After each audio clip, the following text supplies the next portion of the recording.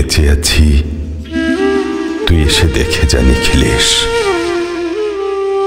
এই কি মানুষ জন্ম, নাকি শেষ পুরোহিত কঙ্কালের পাশা খেলা? প্রতি সন্ধেবেলা আমার বুকের মধ্যে হাওয়া ঘুরে ওঠে, হৃদয়কে অবহেলা করে রক্ত।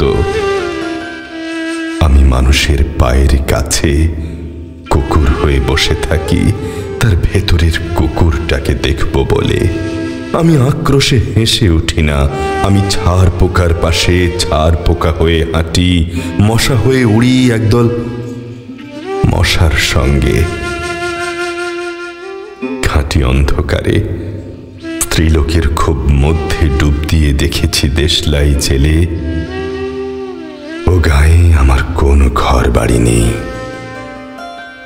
আমি স্বপ্নের মধ্যে বাবুদের বাড়ির ছেলে সেজে গেছি রঙ্গালয়ে, পরাগের মতো ফু দিয়ে উড়িয়েছি দৃশ্যলোক। ঘামে ছিল না এমন গন্ধকে যাতে ক্রোধে জ্বলে উঠতে পারি। নিখিলেশ, তুই কি বলবি? আমি শোবার ঘরে নিজের দুই হাত পেরেগে বিধে দেখতে চেয়েছিলাম যিশুর কষ্ট খুব বেশি ছিল কিনা। আমি ফুলের পাশে ফুল হয়ে ফুটে দেখেছি, তাকে ভালোবাসতে পারি না। আমি কপাল থেকে ঘামের মতন মুছে নিয়েছি পিতামহের নাম। আমি শ্মশানে গিয়ে মরে যাবার বদলে মাইরি ঘুমিয়ে পড়েছিলাম। নিখিলেশ, আমি এই রকম ভাবে বেঁচে আছি। তোর সঙ্গে জীবন বদল করে কোনো লাভ হলো না আমার। একই নদীর তরঙ্গে ছেলেবেলার মতো ডুব সাঁতার, অথবা চশমা বদলের মতো কয়েক মিনিট আলোড়ন, অথবা গভীর রাত্রে সঙ্গম নিরত দম্পতির পাশে শুয়ে পুনরায় জন্ম ভিক্ষা।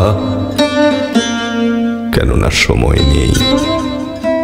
আমার ঘরের দেয়ালের চুন ভাঙা দাগটিও বড় প্রিয়। মৃত গাছটির পাশে উত্তরের হাওয়ায় কিছুটা মায়া লেগে আছে। ভুল নাম, ভুল স্বপ্ন থেকে বাইরে এসে দেখি ওই পোকায় খেয়ে গেছে চিঠির বান্ডিল। তবু অক্লেশে হলুদকে হলুদ বলে ডাকতে পারি। আমি সর্বস্ব বন্ধক দিয়ে একবার একটি মুহূর্ত চেয়েছিলাম, একটি ব্যক্তিগত জিরো আওয়ায়। ইচ্ছে ছিল না জানাবার এই বিশেষ কথাটা তোকে। তবু ক্রমশই বেশি করে আসে শীত। রাত্রে এরকম জলতেষ্টার কখনো পেত না। রোজ অন্ধকার হাতড়ে টের পাই তিনটি ইঁদুর না মুশিক। তাহলে কি প্রতীক্ষায় আছে অদূরেই সংস্কৃত শ্লোক? পাপ ও দুঃখের কথা ছাড়া এই অবেলায় কিছুই মনে পড়ে না। আমার পূজা ও নারী হত্যার ভিতরে বেজে ওঠে সাইরেন। নিজের দুহাত যখন নিজেদের ইচ্ছে মতো কাজ করে, তখন মনে হয় ওরা সত্যিকারের। আজকাল আমার নিজের চোখ দুটো মনে হয় এক পলক সত্যি চোখ। এরকম সত্য পৃথিবীতে